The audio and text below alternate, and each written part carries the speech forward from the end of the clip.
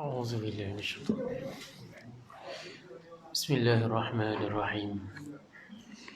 السلام عليكم ورحمة الله وبركاته.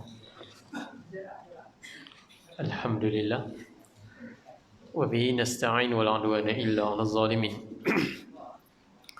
أشهد أن لا إله إلا الله وحده لا شريك له وأشهد أن محمدا عبده ورسوله ونصلي ونسلم على هذا النبي الكريم سيد المرسلين وعلى آله وأصحابه أجمعين. Yang saya muliakan tuan-tuan, ibu-ibu dan ayah-ayah sekalian, marilah sama-sama kita merafakkan kesyukuran kepada Allah Subhanahu wa taala kerana Allah masih lagi menyayangi kita, Allah masih lagi memanjangkan usia kita, dan pada malam ini Allah masih lagi memilih kita untuk duduk di dalam majlis ilmu. Baik tuan-tuan yang dimuliakan oleh Allah Subhanahu wa taala, seperti biasa kita akan kongsikan sebagai mukadimah pada malam ini daripada kitab Nasaihul Ibad, nasihat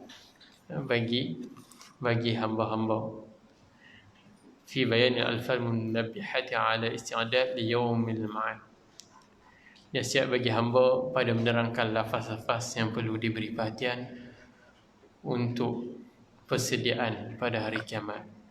Baik tuan-tuan yang dimuliakan oleh Allah Subhanahu wa taala, kitab ini ditulis oleh Syekh Nawawi Al-Bantani. Baik, nasihat di yang ke-15. Dua kerosakan. Apakah dua kerosakan yang ditulis oleh Syekh Nawawi Al-Bantani?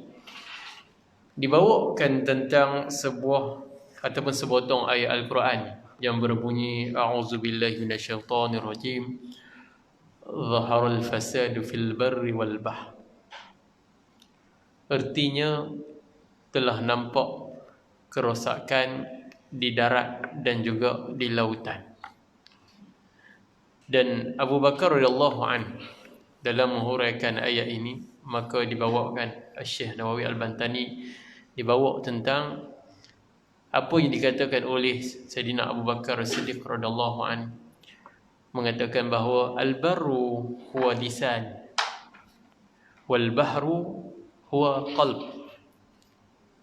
Kata Sayyidina Abu Bakar radhiyallahu anhu, yang dimaksudkan daratan di dalam ayat surah Ar-Rum ayat yang ke-41, al-barru huwa lisan. Yang dimaksudkan dengan daratan ialah lisan, ialah lidah, percakapan dan sebagainya. Wal bahru huwa qalb. Yang dimaksudkan dengan lautan adalah hati. Penuh falsafah dua ayat ni. Baik tuan-tuan yang dimuliakan oleh Allah Subhanahu wa taala. Jadi apabila lisan seseorang telah rosak, dia kelihatan sering mencaci dan juga memaki.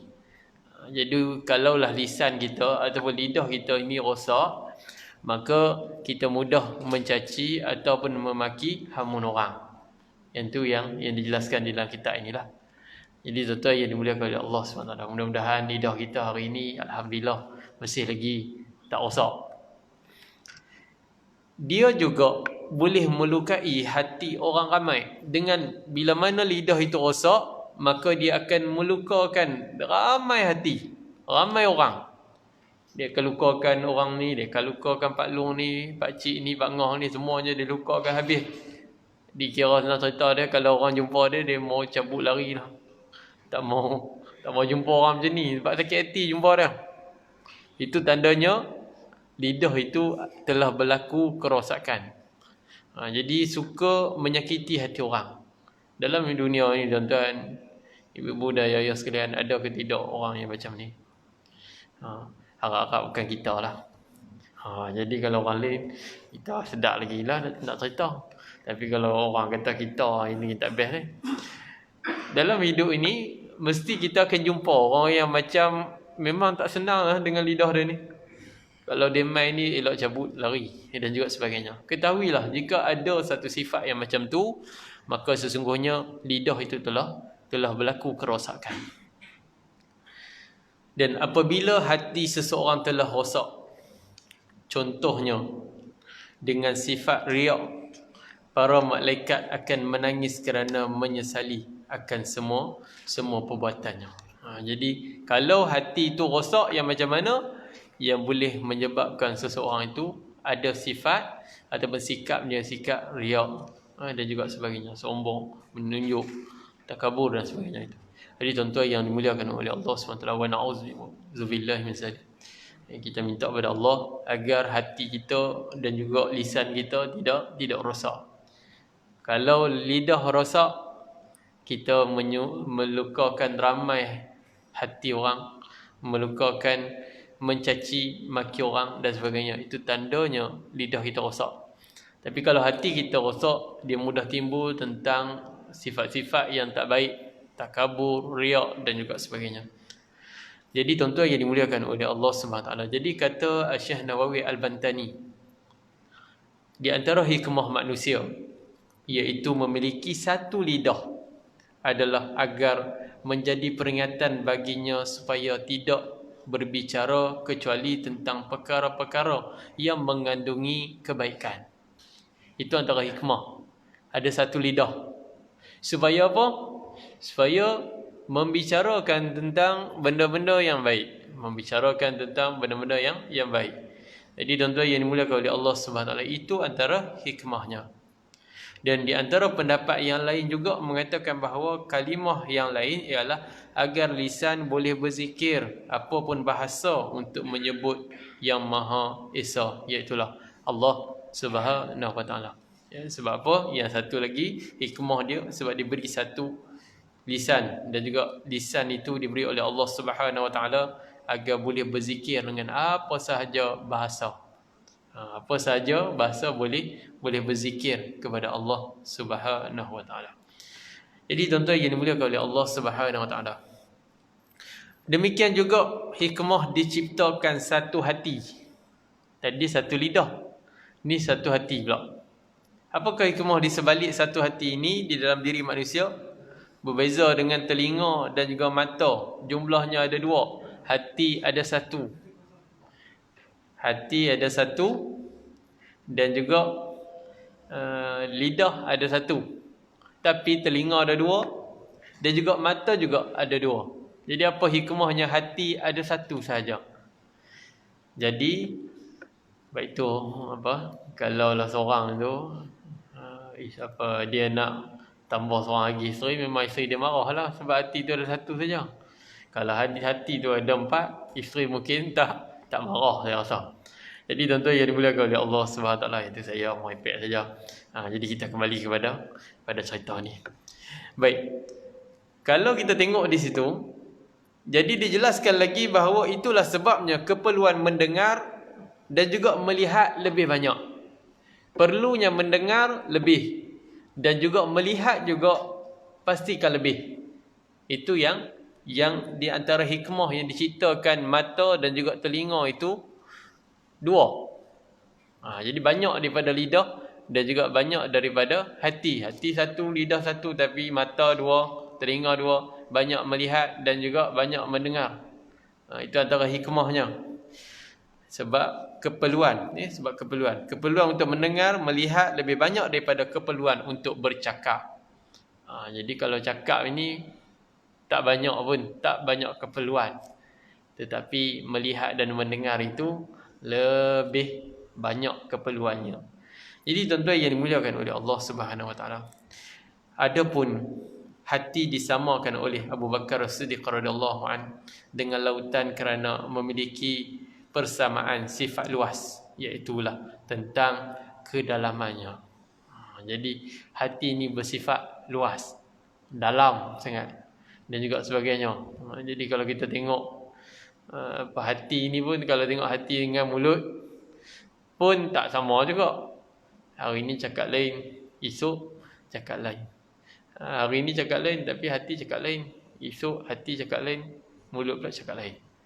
Jadi tuan-tuan yang dimuliakan oleh Allah Subhanahu Wa Taala, ibu-ibu dan anak sekalian. Jadi lautan, hati itu ibarat lautan kerana memiliki sifat yang sangat luas. Sifat yang sangat luas tentang kedalamannya. Jadi tuan-tuan yang dimuliakan oleh Allah Subhanahu Wa Taala, sebab itulah di dalam belajar, di dalam kita menuntut ilmu, Jadi banyak menggunakan dua panca indera ini.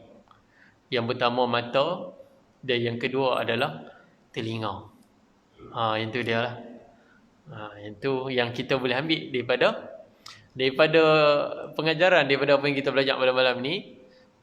Mata penting, banyakkan melihat, banyakkan menulis dan juga saya melihat buku dan sebagainya, dan banyakkan juga mendengar, menggunakan telinga dan juga mata. Jadi dalam belajar ataupun dalam menuntut ilmu itu, pastikan lebih kepada dua benda ini berbanding mulut.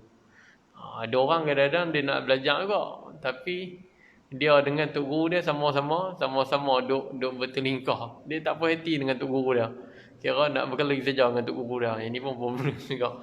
Sepatutnya dia banyak menggunakan telinga, banyak mendengar nasihat guru berbanding banyak cakap dan juga banyak protes.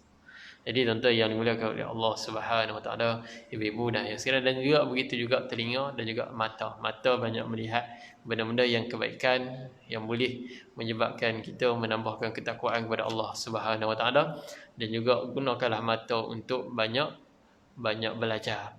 Kadang-kadang orang dalam kehidupan ni dia banyak melihat dalam tadabbur alam dia itu sendiri. Dia tengok satu-satu benda, peristiwa itu dia boleh ambil pengajaran.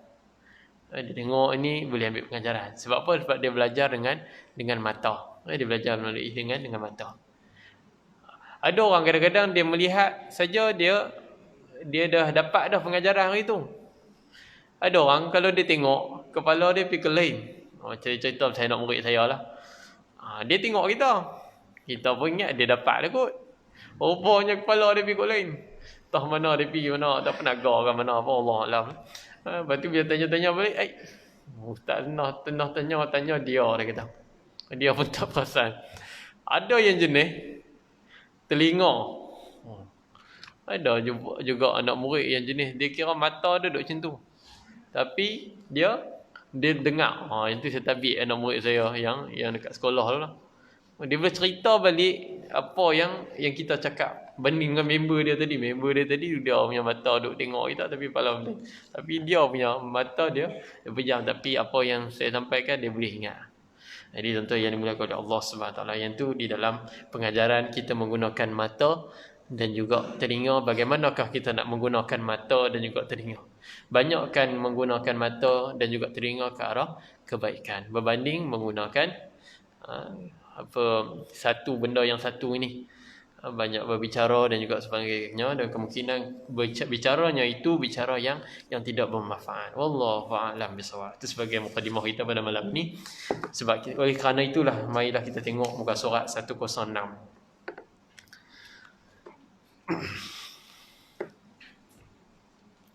Renungkanlah bahawa benar-benar seluruh anggota badan kita kelak akan menjadi saksi yang tidak akan berbuat bohong. Itu Imam Ghazali rahimahullah taala menceritakan dalam kitab ataupun nasihatnya ini. Maka renungkanlah bahawa benar-benar seluruh anggota kita, badan kita ini pastinya akan menjadi saksi yang tidak akan berbuat bohong. Tak boleh bohong. Kalau di dunia mungkin boleh berbohong, tapi kalau di hari akhirat tidak boleh berbohong. Semua akan menjadi saksi. Jadi anggota badan kita semuanya akan dijadi saksi pada hari akhirat. Cerita habis. Dia ni buat apa yang kita buat kat dunia ini, tangan kita, mata kita, kaki kita dan sebagainya, semuanya akan dicerita detail, dicerita habis. Kita tak boleh bohong apa. Jadi semuanya akan mencerita tentang kebenaran dan akan mengadu segala yang kita lakukan di padang mahsyar, iaitulah mahkamah di hari kiamat, dengan suara yang lantang dan juga benar. Dan dengan demikian kita pasti akan mendapat teguran dan juga pengaduan, sehingga kan nampaklah segala amal perbuatan yang kita pernah lakukan. Allahu akbar, ibu dan ayah sekalian. Wa na'udzubillah min zalik. Kita kalau bolehnya di hari akhirat ni, kita tak maulah gantung-gantung dengan benda-benda yang tergantung kat dunia ni. Kalau boleh selesai siap-siap, dosa-dosa dan juga sebagainya itu selesai. Dosa dengan manusia, dosa dengan Allah SWT, bertaubatlah. Dan sebagainya, mohon keampunan kepada Allah, banyakkan istighfar dan juga sebagainya itu. Mudah-mudahan di hari akhirat clear. Dia tidak boleh menjadi hujah pada kita. Kalau tangan menjadi hujah, mulut menjadi hujah, mata menjadi hujah, habislah kita. Kita pun tak tahu nasib kita yang macam mana. Baik tuan-tuan yang dimuliakan oleh Allah Subhanahu Wa Taala. Jadi dikatakan lagi sehingga nampaklah segala amalan yang pernah dilakukan, sebab pada ketika itu segala amal perbuatan yang pernah dilakukan akan dipertonton oleh umum. Ini yang tak syok. Di dunia ini tuan-tuan, ibu dan sekalian, keaiban kita banyak Allah tutup. Termasuklah saya yang duk cakap ni pun. Keaiban kita banyak Allah tutup. Tapi kalau Allah buka ni habis lah. Tak ada siapa nak kawan dengan kita. Sebab orang kata dia ni teruk sungguh. Dan sebagainya. Tapi bila Allah tutup keaiban kita, jadi kita jadi harmoni dengan orang. Semua boleh kawan, semua boleh jumpa dengan kita dan juga sebagainya. Ini antara masya-Allah lah. Ar-Rahman Ar-Rahim Allah Subhanahu Taala dan juga sebagainya. Kasih sayang Allah menyebabkan begitu. Allah tutup segala keaiban kita. Maka kita boleh berkawan dengan orang, boleh hidup dengan sempurna. Tapi kalau Allah buka keaiban, habis tidak boleh hidup dengan sempurna. Saya bagi contoh lah tuan-tuan, ibu-ibu dan saudara. Orang yang orang tahu kita dia buat jenayah. Adakah dia senang duduk? Kalau lah pihak penguasa memburu dia pula, lagi dia tak senang duduk. Sebab keaiban dia telah terlihat. Jadi habis memang tidak tenang. Itu yang kita tengok, yang kita beri contoh yang paling mudah, tengok drama kan dan sebagainya. Seorang yang seorang yang telah melakukan satu jenayah, maka dia pergi mana pun dia tak senang, dia tak selesa. Bohonglah kalau dia kata aku tenang dan sebagainya. Walaupun dia duit banyak dan sebagainya, tapi dia masih lagi berjaga-jaga, takut, hidup dalam keadaan ketakutan. Sebab apa? Sebab keaiban dia telah terbuka. Kesalahan dia telah terbuka. Jadi kita alhamdulillah, Allah masih lagi memelihara kita, Allah masih lagi sayang kita. Keaiban-keaiban itu telah tertutup. Jadi tuan-tuan yang dimuliakan oleh Allah SWT. Tapi di hari akhirat, seandainya tidak bertaubat kepada Allah SWT, tidak bertaubat, tidak mohon ampun kepada Allah, maka nanti di hari akhirat, maka benda-benda itulah yang akan dipertontonkan dan akan berhujah tentang tindakan kita di dunia pada satu ketika dahulu. Jadi Allah SWT menegaskan di dalam firman, A'udzubillahi minasyaitonirrajim, yauma tashhadu 'alaihim alsinatuhum wa aydihim wa arjuluhum bima kanu ya'malun. Surah Nur ayat yang ke-24. Pada hari ketika mana lidah dan tangan dan kaki mereka menjadi saksi atas mereka terhadap apa yang dahulu mereka kerjakan. Itulah pada hari itu, pada hari akhirat. Lidah, tangan, kaki akan menjadi saksi apa yang telah seseorang itu lakukan pada satu ketika dulu, ketika mana dia masih hidup. Baik tuan-tuan yang dimuliakan oleh Allah Subhanahu Wa Taala, di dalam ayat yang lain Allah Subhanahu Wa Taala telah menegaskan, al-yawma nakhtimu ala afwahihim wa tukallimuna aydihim wa tashhadu arjuluhum bima kanu yaksibun. Surah Yasin ayat yang ke-65. Al-yawma nakhtimu ala afwahihim. Pada hari itu, pada hari kiamat ini, kami tutup mulut mereka. Wa tukallimuna aydihim, dan berkatalah kepada kami tangan mereka. Apa yang kita usahakan dengan menggunakan tangan ini, maka tangan menjadi saksi. Wa tashhadu arjuluhum bima kanu yaksibun, dan bersaksilah, memberi kesaksianlah kaki mereka terhadap apa yang dahulu mereka lakukan. Wa na'udzubillah. Jadi semuanya akan menjadi saksi. Apa dia? Mulut akan kunci. Mulut ni yang dulu di dunia banyak bercakap, tapi bila di hari akhirat tutup, terkunci. Jadi apa yang nak bercakap nanti? Wa tukallimuna aydihim, tangan kita yang akan bercakap. Tangan kita akan bercakap. Jadi wa tashhadu arjuluhum bima kanu yaksibun, dan juga Kakilah akan bersaksi apa yang kita lakukan. Ke manakah kita pergi? Banyak pergi ke mana? Kaki tu. Itu semuanya akan ditanya. Alhamdulillah, tengok-tengok banyak mai ke masjid daripada pergi ke tempat lain. Alhamdulillah. Jadi tuan-tuan, ibu dan ayah sekalian, kita banyak mai masjid, banyak ke majlis ilmu dan sebagainya. Ini alhamdulillah cover balik dan juga sebagainya. Mungkin wallahu a'lam bisawab dan sebagainya. Ada sebagian orang dia kaki dia dulu dia pikul ke lain. Ke masjid ni kalau bolehnya dia nak lari lagi. Lalu je depan masjid kejap lari. Lalu masjid kejap lari. Tapi lalu ke tempat lain tak lari pula. Contohlah. Jadi tuan-tuan yang dimuliakan oleh Allah Subhanahu Wa Taala. Jadi kalau dalam keadaan yang begini, mudah-mudahan Allah Subhanahu Wa Taala berilah kebaikan dan apa yang kita buat. Setiap langkah yang kita mai ke masjid ni tuan-tuan, ibu dan ayah sekalian, akan kalau kita berduduk daripada rumah akan dihapuskan dosa. Akan dihapuskan dosa dan diangkat darjat dan juga diberi pahala oleh Allah Subhanahu Wa Taala. Jadi tuan-tuan yang dimuliakan oleh Allah Subhanahu Wa Taala. Dulu ada orang pakcik. Pakcik ni saya pun saya betul. Dia selalu duk cerita tentang apa nostalgia hitam dia macam. Dia kata ustaz dulu pakcik ni kira tentang mana tempat yang menari tak pergi. Dia kata mau pergi. Abang je dia kata kat mana. Dia abang dia sekian tempat. Jadi kata tapi lah ni alhamdulillah lah ustaz. Dia kata Tuhan bagi daya sikit ni kira boleh main masjid ni dah taubat habis dah abang. Itu masa lampau dia. Itu biasalah tuan-tuan, ibu dan sekalian, masa lampau ni biasa. Itu bila tidak diberi hidayah lagi, tapi bila mana dah dapat hidayah, kita akan menjadi seorang itu menjadi lebih baik daripada sebelumnya itu.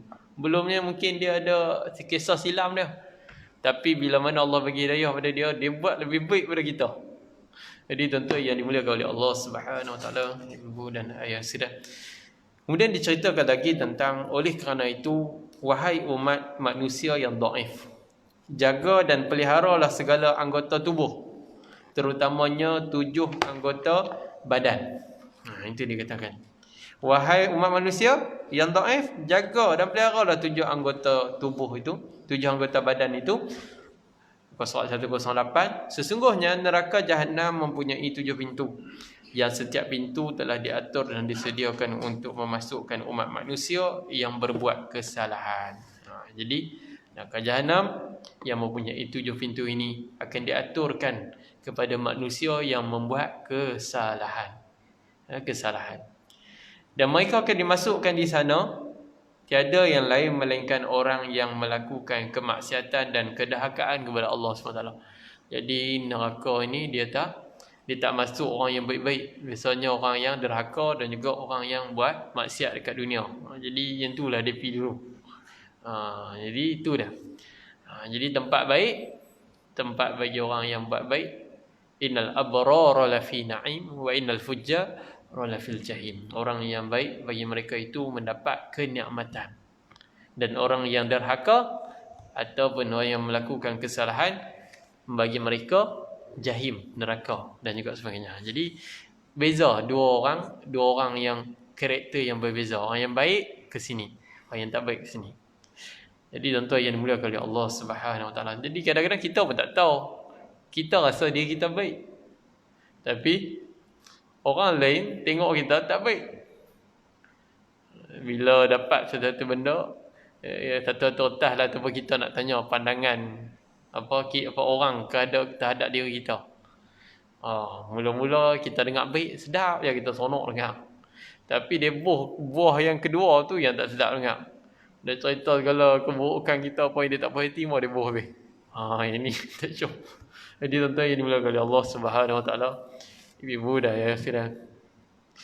Ada seorang cikgu, dia buat tentang watak dan perwatakan. Dia bagi ke anak murid dia. Dia kata, okey, kamu senaraikan watak dan perwatakan daripada setiap yang cikgu yang kamu selalu masuk dalam kelas kamu. Macam-macam. Alah, budak pun tulis pasal kita, apa sedap juga. Budak kita tengok, Allah Akbar. Rupanya dia rakam habis, apa dia tak berhenti kita. Dia tuan-tuan yang dimuliakan oleh Allah Subhanahu Wa Taala, ibu dan saudara, kita rasa macam kita ni okey saja, tak ada apa pun. Tapi orang lain yang melihat kita, dia akan nampak ada kesalahan-kesalahan yang kadang-kadang kita tak sedar, yang kita telah buat satu benda yang menyakitkan hati dia. Jadi tuan-tuan yang dimuliakan oleh Allah Subhanahu Wa Taala, oleh itu wa na'udzubillah min zalik, kita sentiasa memohon keampunan pada Allah SWT dan sentiasa memaafkan orang. Bila mana kita maafkan orang, maka mudah-mudahan orang juga memaafkan kesalahan kita. Baik tuan-tuan yang dimuliakan oleh Allah SWT. Jadi, sebab apa? Sebab kita nak jauhkan diri daripada api neraka itu. Dan dikatakan lagi bahawa mereka yang dimasukkan ke sana tiada lain melainkan orang yang melakukan kemaksiatan dan kedurhakaan kepada Allah SWT dengan menggunakan 7 anggota badan. Apakah 7 itu? Yang pertama sekali, sebab orang itu masuk neraka sebab matanya. Matanya. Yang kedua, telinganya. Yang ketiga adalah lisan ataupun mulutnya, lidahnya, percakapannya. Yang keempat adalah kerana perutnya dan sebagainya. Okay, jadi mungkin mata melihat satu benda yang tidak baik, maka masuklah dia ke dalam neraka, wa na'udzubillah min zalik. Telinga pun banyak mendengar benda-benda yang tidak baik, masuklah dia ke dalam neraka. Mungkin juga lisan, mulut dia pun tak baik juga, masuk juga dia dalam neraka. Dan juga perut pun tak baik, bukan perut tu tak baik, tapi sebab makan benda-benda yang tidak baik dan sebagainya, makan benda yang haram, makan harta anak yatim dan sebagainya. Yang tu memang dahsyat tuan-tuan. Ibu-ibu dan sayang, kalau tengok dalam kitab Al-Kabair, bab dosa makan harta anak yatim ni, seriau. Cukup takut. Dengan ribanya pun antara dosa dan sebagainya. Baik. Dan kemudian faraj, kemaluan, dan kemudian tangan melakukan satu benda yang tak baik juga menyebabkan masuk ke dalam neraka. Dan juga kaki berjalan ke tempat yang tidak baik. Maka hendaklah ketujuh anggota badan tersebut dijaga sebaik mungkin dan jangan dipergunakan untuk menurut kehendak hawa nafsu sahaja. Itu dijelas Imam Ghazali. Jadi 7 anggota itu sebaiknya jagalah dengan sebaik yang mungkin. 7 anggota. Tapi tuan-tuan, ibu-ibu dan sekarang, kadang-kadang kita nak jaga ni 7 anggota ni bukan senang. Kadang nak jaga dosa mulut tak ada lah hari tu. Tapi dia main dosa mata pula. Dosa mata dah jaga dah hari tu. Dia main dosa telinga pula dah. Lepas tu nak jaga pula lepas tu. Dosa perut, dosa kemaluan, dosa tangan, dosa kaki. Allah Akbar. Di dalam sehari tu tuan-tuan, ibu dan sekalian, bolehkah kita jaga ketujuh-tujuh benda ni? Bagi saya lah amat mustahil lah. Wallahualam lah kalau tuan-tuan, ibu ayah sekalian mungkin boleh jaga ketujuh-tujuh ni. Hati tak masuk ni antara benda yang tidak boleh diaplikasi bang. Sebab hati ni lain. Tapi hati punca. Sesuatu orang tu jadi baik ataupun tak baik. Tapi yang melakukan benda itu bukan hati, tetapi anggota badan dia. Hati merupakan switch yang utama. Kalaulah dia ini niat nak buat dosa, tapi tak dapat lagi, tak ditulis lagi dosa, niat baru nak buat dosa. Tapi kalau dia dah buat, dia menggunakan anggota badan untuk melakukan dosa dan maksiat, itu dia boleh sakit. Itu baru dah ditulis dosa. Tapi hati kok mana pun kena jaga tuan-tuan ibu. Dan sebab dia kata Nabi SAW, iza salahat jasadu kulluh wa iza fasadat jasadu kulluh. Fasadat jasadu kulluh ala wa hiya al-qalb. Kita dah mengaji tentang hadis 40 itu tentang salah satu dia. Kata Nabi SAW, apabila hati itu baik, maka baiklah seluruh anggotanya. Dan apabila hati itu rosak, maka rosaklah keseluruhannya. Ala wahya al-qalb, itu adalah hati. Apabila benda itu baik, maka baiklah. Daging seketul daging itu, mudah itu. Seketul daging kalaulah baik, maka baiklah keseluruhannya. Kalau buruk, maka buruklah keseluruhannya. Ala wahya al-qalb, itu adalah hati. Jadi tuan-tuan yang dimuliakan oleh Allah SWT, ibu dan ayah. Tapi kalau hati ni, kalau tengok dalam seseorang yang pergi ke Mekah.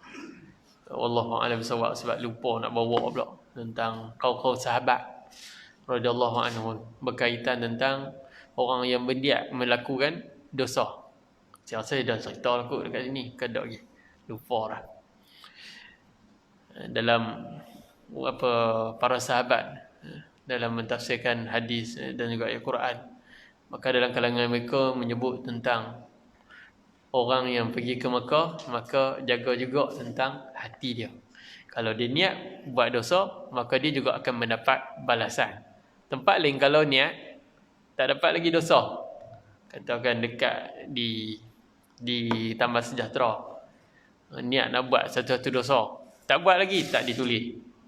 Tapi bila mana di Mekah ataupun di Tanah Haram, kalau niat nak buat dosa, sebelum mati memang dapat sakit dulu, akan mendapat balasan dia. Jadi tuan-tuan yang dimuliakan oleh Allah SWT, ibu dan sekalian, jadi kalaulah kita pergi ke Mekah itu, kita minta kepada Allah agar Allah jauhkan kita daripada melakukan dosa di Tanah Haram. Dan kalau kat tanah Malaysia pun sama tu juga, kita minta agar Allah SWT jauhkan. Tapi di sana akibatnya lebih berat lagi. Tapi kalau pahala, kalau kita buat, pahalanya pun besar. Di Mekah buat satu-satu amalan, buat satu-satu benda, digandakan 100,000 dan juga sebagainya itu. Tapi kalau lah di tempat lain tak dapat macam tu, buat baik pun dapat banyak pahala, buat tak baik pun dapat juga dosa dia.